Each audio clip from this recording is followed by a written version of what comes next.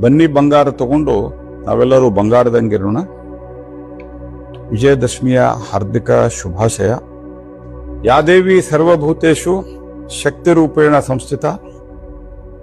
ನಮಸ್ತಸ್ತೈ ನಮಸ್ತಸ್ತೈ ನಮಸ್ತಸ್ತೈ ನಮೋ ನಮಃ.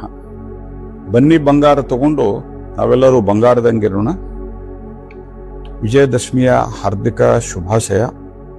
ತಾಯಿ ಚಾಮುಂಡೇಶ್ವರಿ ಮತ್ತು ದುರ್ಗಾ ಮಾತೆ ನಮ್ಮೆಲ್ಲರನ್ನು ಆಶೀರ್ವದಿಸಲಿ.